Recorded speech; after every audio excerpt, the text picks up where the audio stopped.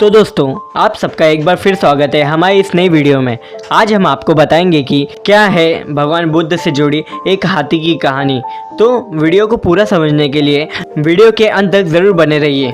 तो दोस्तों, एक बार की बात है, एक प्रदेश में एक बहुत ही शूरवीर राजा थे। राजा बचपन से ही बहुत बहादुर और शूरवीर थे। उस राजा के पास एक बहुत ही महारथी हाथी था जिसने राजा को बहुत सी लड़ाइयों में विजय दिलाई थी।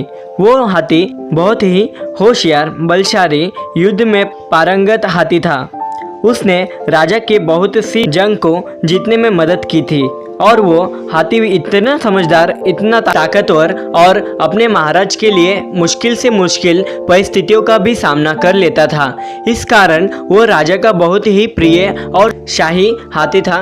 एक दिन वो हाथी एक बहुत ही चिपचिपे चिकनी मिट्टी के गड्ढे पे फंस जाता है, तो उसे एक सिपाही देख लेता है और राजा के पास खबर कर देता है और राजा तुरंत उसकी ये खबर सुन स्वयं उसके पास चले जाते हैं।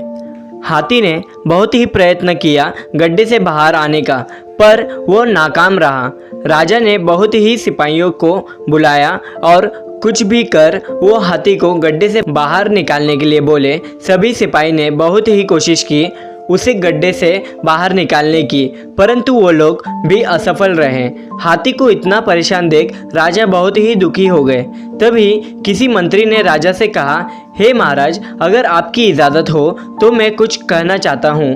तभी राजा कहे, हाँ आप बोलिए। तब उस मंत्री ने कहा कि महाराज, हमारे राज्य में एक गांव के निकट गौतम बुद्ध अपने शिष्यों के साथ आए हुए हैं।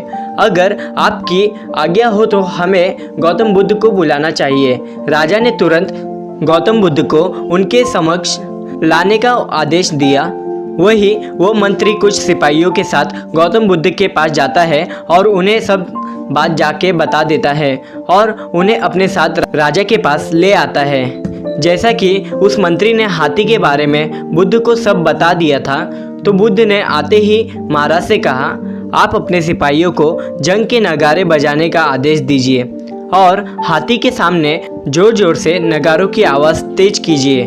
महाराज गौतम बुद्ध की यह बात सुन थोड़े आश्चर्य तो हुए, परंतु उनकी आज्ञा का पालन करते हुए नगारों को मंगवाया और जंग के जैसी धुन बजाने बोले।